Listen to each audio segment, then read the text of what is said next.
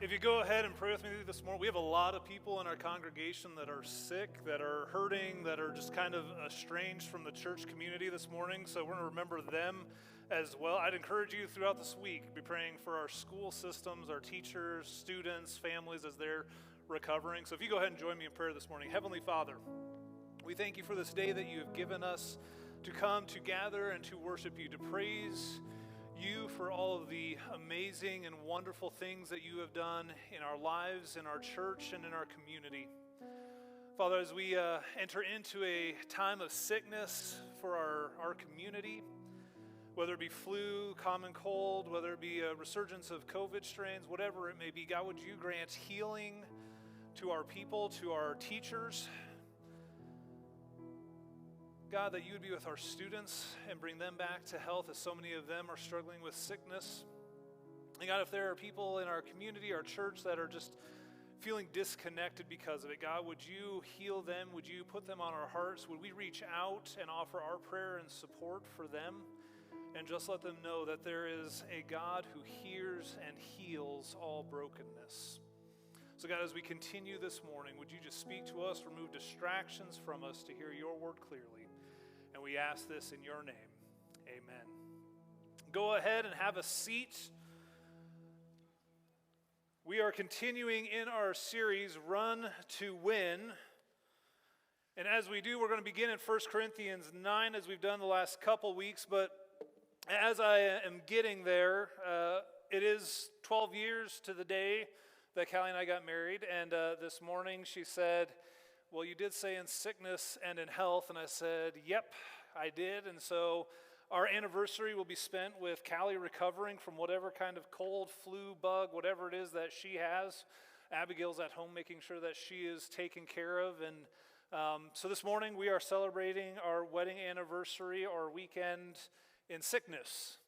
And so it has been kind of an interesting time getting ready to do that and just being able to think and reflect on the last 12 years and the idea of running to win. It was kind of one of our statistic-breaking whatever's goals that we had. We're not going to be a statistic, as we see that 50% of all marriages end in the U.S., whether it's churched, unchurched, or alike. We'll be the statistic. We're going to run to win this race. And so it has been a wonderful journey. This morning, we are going to be looking at the idea, the thought of running your race. So if you keep notes and title them, that is what it is, running your, all caps for your, race. And with that, I have just a really quick illustration from this morning before we even get going. As we're getting ready to take tithe and offering, Steve was getting all of his ushers and everything ready. And he set a bowl down. I was like, oh, that's for me to go take and find somebody. And so I found somebody that I thought he needed me to. He's like, no, I already got it taken covered. You're doing my job. And I was like, oh, yeah, your race, not mine. I'll let you do your thing. And it is. We all have a specific race to run. And if we're so worried about everybody else around us, we're going to fail or become exhausted before we even get to the race that God has set before us. And so we're going to be in 1 Corinthians 9. We're going to begin in verse 24, and then we're going to jump to Hebrews 12 in just a second. But 9:24 says, do you not know that in a race all runners run, but only one gets the prize? Run in such a way as to get the prize. Everyone who competes in the games goes into strict training. They do it to get a crown that will not last, but we do it to get a crown that will last forever. And that is the idea behind our sermon series for the month, is running a race to win at the end, not just running it for the sake of running it, but running it with the sole purpose that we are going to win. Last week we mentioned that marathon runners, the top time for any marathon runner is just over 2 hours. And the average pace that person was running was 12.98 miles per hour. It's not like they were just jogging and trying to get there, but they were running to win and running at a very high level. 4 minute, 38 seconds, some odd split seconds per mile. It was fast. This week I've been able to regain some strength and some injuries have recovered where I've been able to run. And so I've been increasing speed trying to get there. And so for my 100 miles that I said I will get this in January, I should be at the halfway point. I should be about 50 miles today. I am not yet. So that means at the end of the month, I'll be doing 2-a-day run type deals, run in the morning and in the evening. I'm just over a third of the way there. But it's this idea that if we set our minds on, if we know what that prize is, if we know what it is that we have to do to get there, we need to have that mentality throughout everything and do it well. We've started off this year and we've been meeting with some of our ministry heads, our staff, and just setting goals and ideas and just trying to see where it is. And it's like, okay, if we're going to do this, we need to have that end goal. And so I mentioned last week that we're actually planning for our 2025 year. We're not looking for just next year. We're looking down the road, trying to figure out who God is calling us to be by 2025, and we're going to work backwards and say, okay, by this point next year, we need to have accomplished all this if we're going to reach this goal. If we're going to reach this deadline, these are the things that we have to do, and we have to do them well in order for us to hit the goal that we believe God is leading us towards. We have to have that in mind, and then we have to run our race. We have to run our specific goals in mind and not worry about what the other ministries are doing in the church per se. We have to do it together, but at the same time, they're very individualized in what they do. For example, if we take just two of our main ministries that are growing and trying to maintain the momentum that God has given them in their ministries, children and teens look quite a bit different. I don't know if you know that or not. They learn at quite different rates. For example, Grace and Abigail are in 5th grade. They're getting ready to go into 6th grade, and they still think boys are gross, and I am thankful for that, and hopefully that continues throughout their teenage years. I doubt that will happen, but they're not there yet. Magic switch, 6th, 7th grade, somewhere in there, boys and girls are all of a sudden, I kind of actually like them. They're completely different. I remember the first lesson that I did where we actually had to start talking about this, and a 6th grade boy raised his hand. I said, yeah, do you have a question? He said, I do. Why are we learning about this? Girls are gross. And I said, because in a year you will not think girls are gross. Yeah, I will. No. A year later, girls were no longer gross, and he's like, I'm really glad we actually did that. I didn't think I needed that yet. You do. We have to train and be very specific about what it is we're teaching to get to that goal. As I mentioned, we're going to be in Hebrews 12 this morning for a majority of our time. So if you will begin there, we're going to be in verse 1, but we're going to spend a lot of time on 2 and 3. It says, therefore, since we are surrounded by such a great cloud of witnesses, let us throw off everything that hinders and the sin that so easily entangles, and let us run with perseverance the race marked out for us. I want us to focus on that. Run the race that is marked out for us. Fixing our eyes on Jesus, the pioneer and perfecter of faith. For the joy set before him, he endured the cross, scorning its shame, and sat down at the right hand of the throne of God. Consider him who endured such opposition for sinners, so that you will not grow weary and lose heart. I want us to focus on running our race. And our, not necessarily as a collective, even though as a church body we do come together and all of the races, all the gifts, all the talents that we had make up the church body to go out. But if we're so focused on what everybody else is doing around us, we miss what God is calling us to do. I said we're going to focus on verse 2 and look at the very beginning. It says, fix our eyes, fix your eyes on Jesus. If I'm running my race, and I'll use an example, and if Abigail is watching at home while she's taking care of Callie, we have a deal where I'm supposed to be paying them their finder's fee, whatever you want to call that, accreditation for using them as examples in my story. But if we're so worried about everybody around us that we're watching them and what they're doing, we're not having our eyes fixed on who we're supposed to be running after. We got to go to our very first ever band concert. I don't know what I was expecting. It wasn't that. It took everything in me to not audibly laugh at the very first note. Like I said, I don't know what I was expecting, But in my mind, I was like, oh dear, bless the poor band teacher, because they have a long way to go. And so I'm watching that, and Callie nudges me, and she says, I don't think Abigail's looking at her music. And so I started watching Abigail, and Abigail's watching the person next to her playing and figuring out what her fingers are, and Abigail's copying the person next to her. She's not even looking at the music in front of her, and the mind's like, what if they got that, like, what if they, and so we talked to Abby, it was like, what if your friend who you were watching was playing the wrong notes? Then both of you are playing the wrong notes. And she's like, well, yeah, but I was just so nervous, I just wanted to do what they were. I was like, but what if it was wrong? You would have both been playing the wrong thing, and all the entire, yeah, I suppose that's true. We can get so focused on worrying what everyone else around us is doing that we're not running the race that God has given us. Aaron Anderson, I have a little medallion for him. I was hoping he was going to be here this morning. So if he's watching, you need to stop by the church. I have a small prize for you. Aaron Anderson won our church fantasy football league this go-round.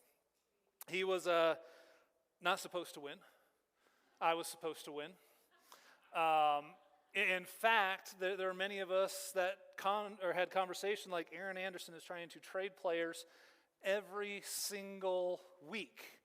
Like, I don't think there was a week that went by that he wasn't trying to trade a player. And I was like, I have never seen a fantasy football team work where you try to trade a player every single week. Usually you want your team to kind of have a good balance, and he was trying to trade. I was like, I don't have to really worry about it. And so we got to the final four, and I was number 2. I don't remember. I think Zach may have been number 1. I don't remember who was number 1. Anyway, it ended up being 2 and 4 were playing. And so Aaron Anderson, who just barely made that last playoff spot, and I were playing. And I was like, oh, this is going to be great, because he had 4 of his players on the final championship week on the COVID list. So he had to scramble to find new players. And I had Tyreek Hill and a bunch of, I was like, we're good.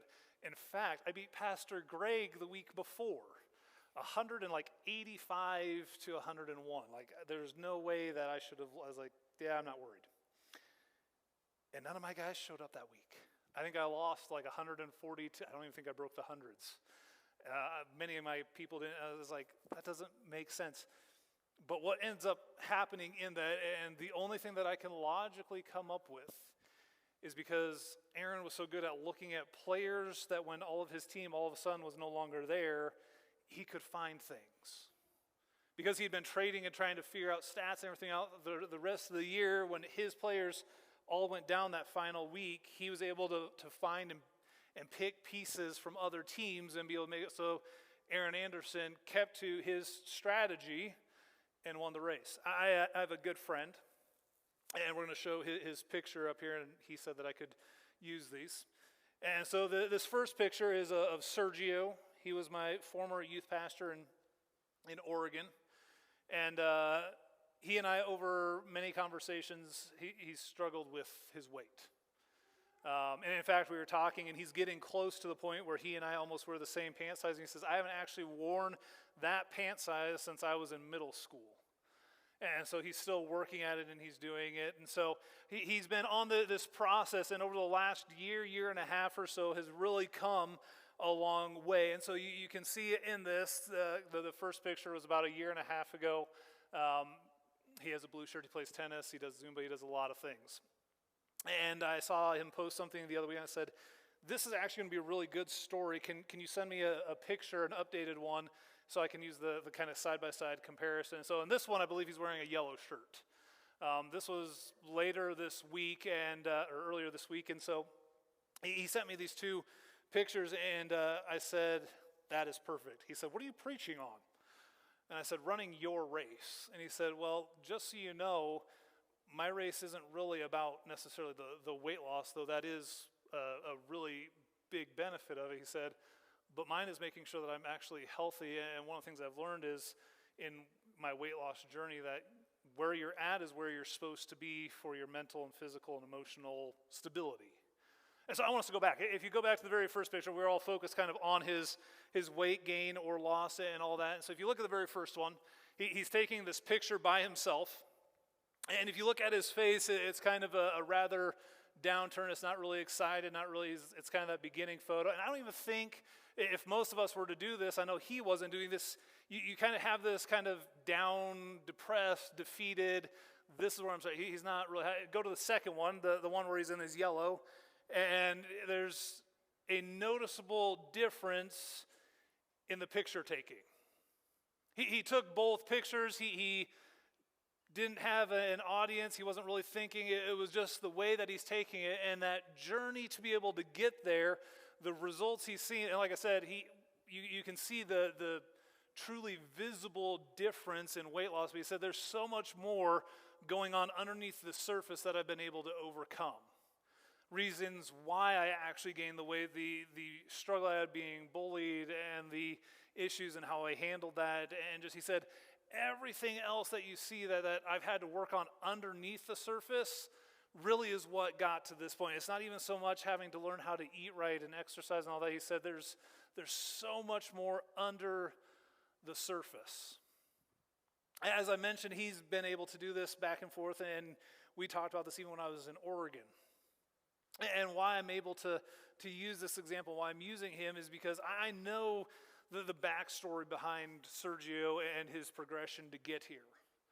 He's tried to have other people help him. He's tried to follow what other people have done. We had a competition ourselves where we're going to try to do kind of the biggest loser deal. We're going to keep each other accountable and all of this. And so we tried a bunch of different things. And what really has changed this time is he's focusing on himself.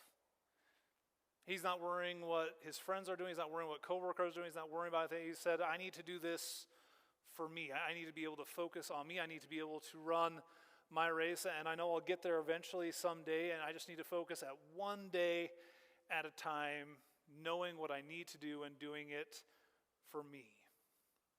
I'm not doing it for my friends. It's just me. I believe that as we look at the church and a lot of other areas in our life, we focus on what other people are doing around us. Well, if they're doing this, then maybe I should be doing this as well. If they're seeing success in this area, maybe I should try that. And what I have found, especially for my own well-being, is when I try to do what other people are doing that have found success in it, usually it doesn't work. There are those odd occasions where you have to go to experts that can help you with that, but you still have to run your race even with their help in those areas. Last week I challenged you, the sermon was I challenge you. And I said I want you to choose one of 3 areas. And I want you to have somebody to help keep you accountable because it is your race, but we can have those outside voices to be able to help us. As I mentioned in my running journey, he's one of my accountability people. He texts me and says, hey, I saw that you did this, great job. It's like, yeah, I'm still not where I need to be. It's all right, it's where you need to be for today. You're right, I'll get there. I have my brothers and a few others that are doing this, and it's that reminder of even though you're doing this, we need to celebrate what I'm doing individually. So last week I said, I want you to pick one of 3 areas, whether it's giving, whether it's Bible study. Does anybody remember the other one that I gave last week?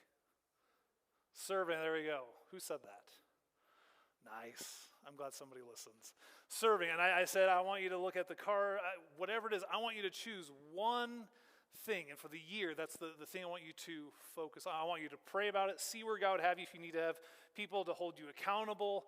But that is your race. I won't know about it. Other people won't know about it unless you tell them, this is what I'm doing. I need your help to make sure that I accomplish this. We have these races and we look around us. And so I want to break down kind of my role and where we're at in the process for this year. I mentioned 2025, we want to be here. And so Zach and I met and it's like, okay, in order to get the youth group where we need it to be, what are some goals you need? And so we went through those, and it'd be easy for me to take over Zach's job. I used to do Zach's job. I helped Sergio with it, and I helped Sergio with his job. It'd be easy for me to be able to step in those roles. But if I were to do Zach's job, what wouldn't get done? This job.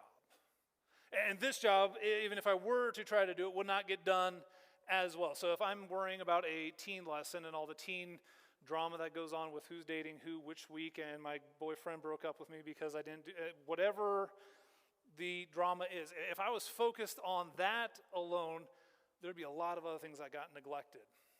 I met with Olivia, who's taking over kind of our worship leading interim, and meeting with her, and she's like, I'd really like to do this and this, and I could sing, I could lead. It would not be to the same level. I've done it before, but there are other areas that start to decline. And so they've been starting out like, hey, if we're going to do this and do this with excellence, here are some of the things that we're starting to work on now, so that by the time we get to where we need to be, we have these ironed out and we can start focusing on music and other aspects and bringing other parts in. We have to have this part done well. Children's. We had kind of a late night text message going on. Hey, I had 3 people call in sick. I don't know if I have enough volunteers. Zach and Pastor Aaron, can you help me out? Think of adults that could help kind of manage this weekend. Sure. One thing that I cannot do at the same time as this is volunteer in the nursery.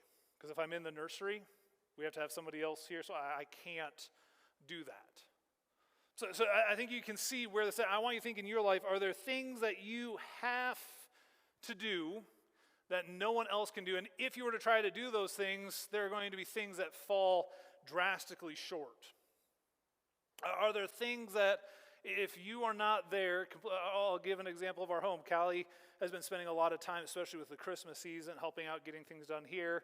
And because she's not at home, laundry piles up. The house doesn't get cleaned because when I get home, the last thing I'm thinking of, I need to clean the house completely. It just doesn't happen. And so we can do it together and it kind of gets done. But if you leave where God is calling you to be to do something else, things fall apart. We each have these gifts and these talents and these abilities.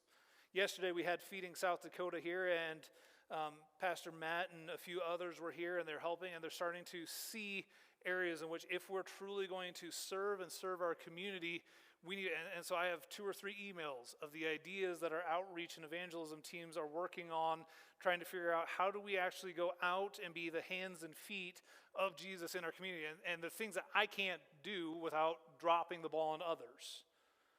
So he's making phone calls and connections and finding all these things. So he literally comes in and says, hey, these are the things that I found that are going to be great, that would help us be able to plug into our community, that would help the people around us. And it's like, that's fantastic because you spent 10 hours that I didn't have trying to track down all that stuff.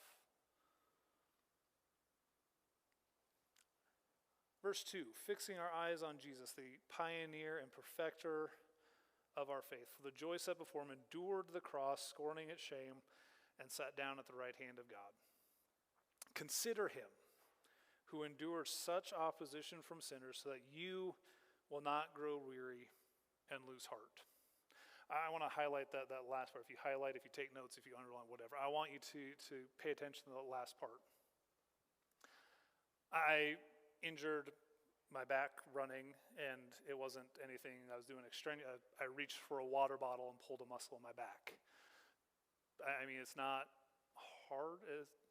Yeah.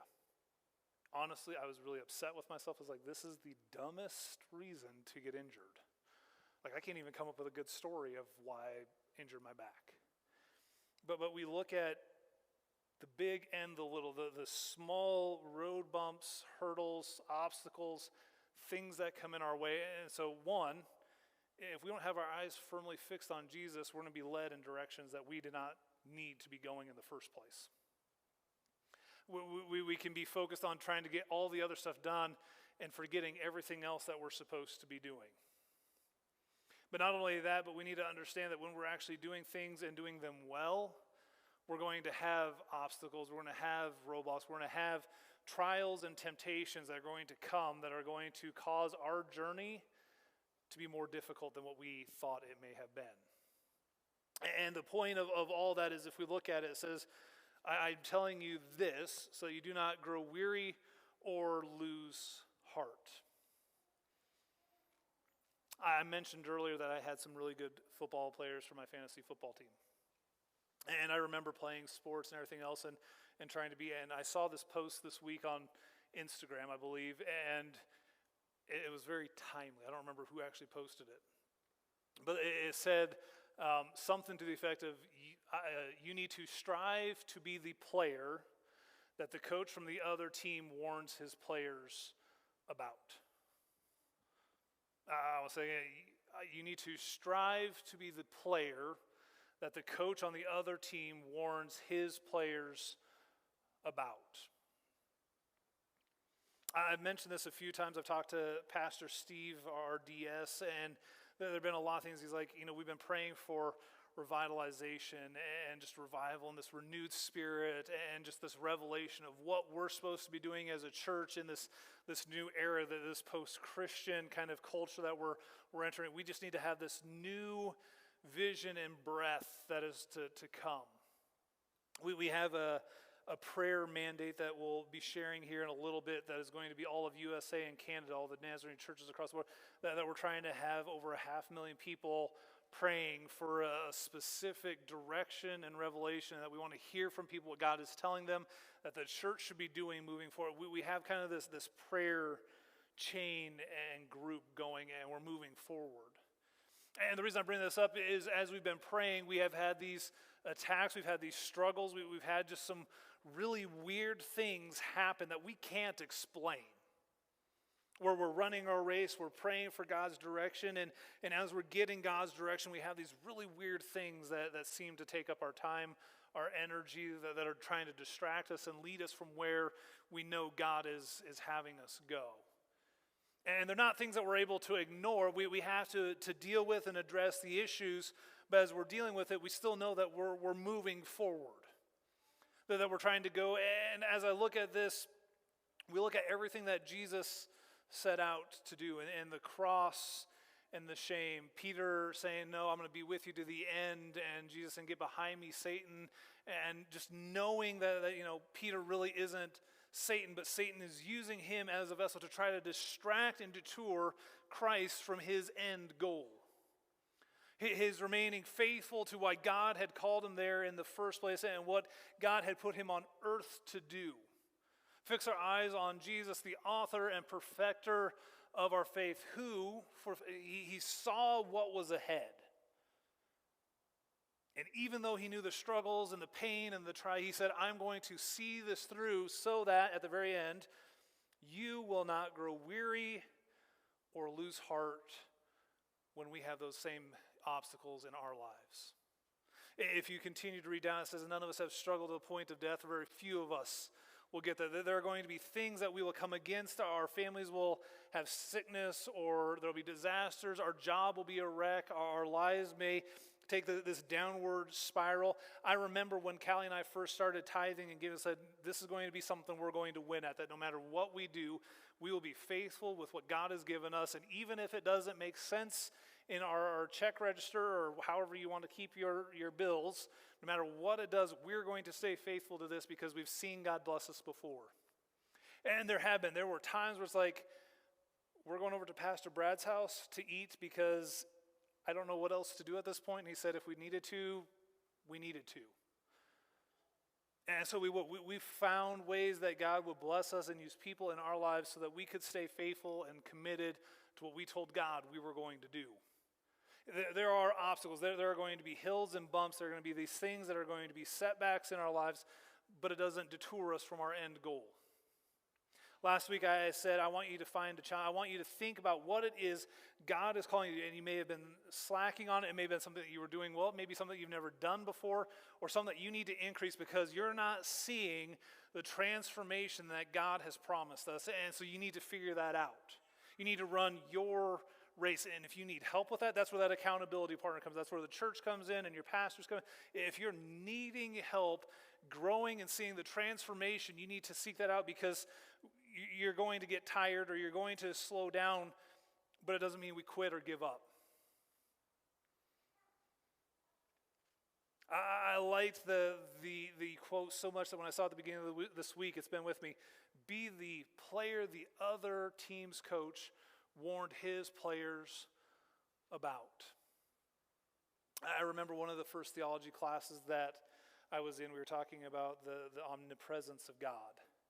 It's that God is able to be at all places, at all times, in all circumstances, but Satan cannot. He has the demons and everything else to be able to be at his disposal, but Satan can only be at one place at one. He is not omnipresent where God is. And so while we have these temptations and trials, Satan cannot tempt each of us into it. There's only one location he can be. And when we look at Jesus' life, Satan went to him. He didn't worry about his disciples or anybody else. He attacked Jesus because he knew that was what was important. That was the player he needed to worry about. I don't remember if it was C.S. Lewis or one of the other interesting theologians of our recent time. But they say, one of the best tools Satan has is for Christian people to believe they don't have to do anything.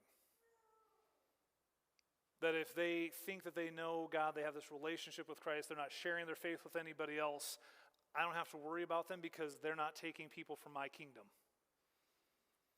I don't have to worry about that Christian person. If they stay stuck in their seat and do nothing else, that's a player I don't have to worry about. I can send all my other minions to somebody else who is doing it, who is living their call and running for it. And so we look at it and our mentality, what I want you to think this week in running your race.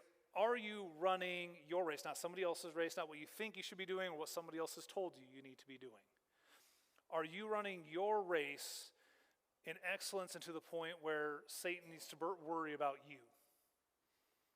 Are you living the call that God has placed on your life so that it should bother the gates of hell, that if we don't distract, if we don't detour, if we don't do something pretty monumental here, this person is going to win people for Christ and not our kingdom?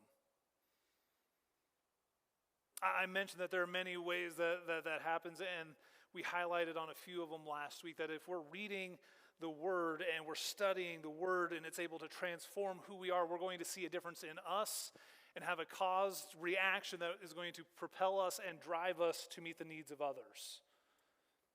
It may be that isn't our gifting. We're kind of introverts. We kind of like to do our own thing. For me to go out and meet somebody brand new is not necessarily my gift. I am like Moses. I stumble with words. Fine, I'll give you Aaron. Aaron will speak and do everything for you, but you still need to go. And I mentioned the giving part. We have been incredibly blessed that we're able to hire staff and be able to fund ministries to be able to go out and do that. But if people all of a sudden say, I don't really see giving as important, I'm not going to do that, we're not able to do that as well. There are some of us who's like, I don't make that much, and so what I give is not important. And as we've been talking about that, that's one of the areas in all of our ministries we want to start teaching is giving and the importance of worship so that we can train children when they're young, so when they're old they don't depart from it. And so we're going to start doing a lot of what we do on Sunday mornings, starting from toddlers and teaching them why we do it all the way up through teens and adults. You look at the importance of that. It's like, even the widow of the two mites, it wasn't much, but the heart that was there, the heart that caused her to give all that she had when people were putting thousands of dollars in the offering plate, hers is not insignificant. Hers matters. We look at serving. And we mentioned this in one of the conversations that we've had frequently, is it's great to have money to be able to do things, but we actually need hands and feet to go. You can't send a $100 bill out and go tell people about Jesus. It doesn't work that way. We still need hands and feet. We need servants to be able to go. What is it that God is calling you? What is the race God has put before you? Very few will, I'm supposed to be a pastor. I'm not asking that. Well, I don't think I'm supposed to be evangelist like Billy Graham. That's fine. Nobody's asking you to be Billy Graham. What is the race that God is calling you to? Have you spent time in prayer saying, God, why am I here? What is the purpose for what would you have me do? And truly seek him out on that. Not just a quick prayer saying, God, I need to know what I'm supposed to be doing. Okay, I need to go get my day started and leave. But truly seek and search out the heart of God. God, what is it I am supposed to be doing with my life? What do I need to be doing tomorrow? What am I supposed to be doing in 5 years? How do I get there? Do I need to bring somebody alongside me to help me get there and remind me of my purpose and my goal so that I run my race and not everyone else's around me? I want to close with a story about Sergio because, as I mentioned, his story I know well. His transformation is not just a physical one. And in running his race, he felt called to be a pastor for a season. Seasons change, come, go. And when he decided, I believe that I'm still called to minister to students, to minister to their families and everything else, I just don't think that's in a church setting anymore. There were many voices that said, well, that was a waste then. If you're supposed to be a pastor, you need to stick it out. You need to be able to do it. Somebody had it wrong. You need to continue. And he said, no, I think I'm going to do it in the school system. No, you need to be able to do it this way. And this is no, I think I need to do it in a school setting. And I talked to Pastor Sergio. I still know him as that, and I still consider him to be a pastor because of what he's doing. He said, no, I need to be what I know God is calling me to do. I need to be in the school.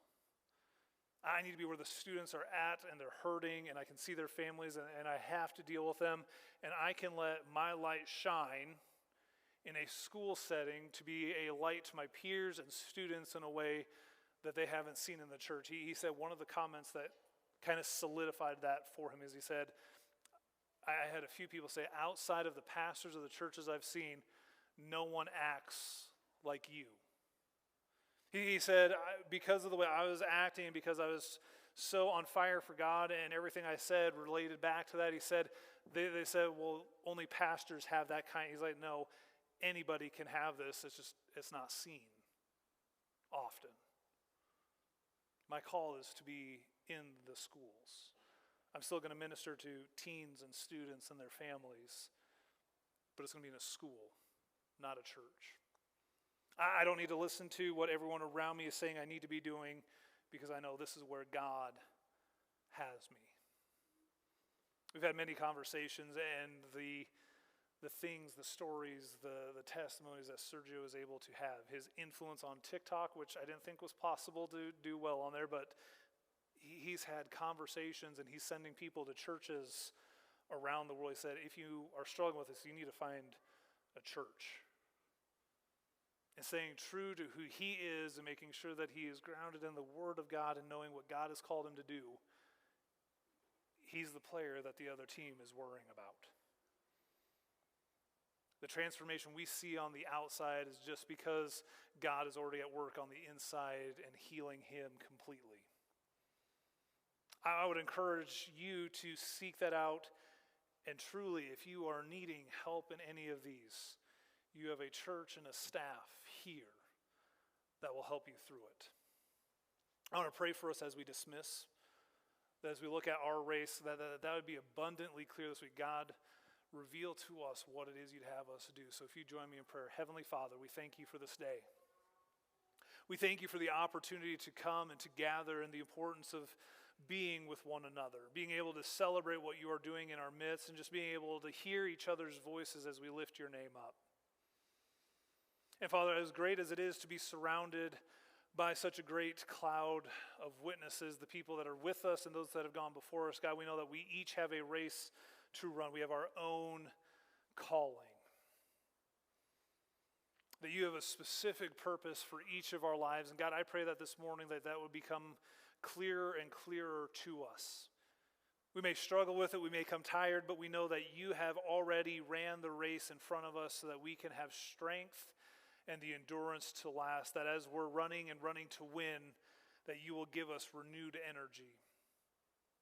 God, that you have put men and women, brothers, sisters, children around us to be able to remind us of what it means to be sons and daughters of the Most High. God, I pray that we would be an encouragement to one another, that we would not put others down for not running the race that we thought that they should be doing, but we would be able to encourage them in knowing what you have for each of us. God, would you reveal your plan and your purpose for us? Would you give us a fire and an excitement to be able to run wholeheartedly after you, and that our eyes would be fixed firmly upon you, your love and your will for our lives. And God, I pray that we would become a threat and a danger against the powers of Satan, that they would worry about the work that you have us doing, because the fruit and the harvest that we will see as a result of you working in and through us will be far greater than anything we could begin to imagine.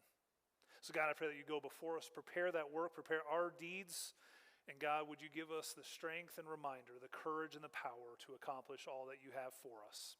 We ask this in Jesus' name. Amen. Have a wonderful week. You are dismissed.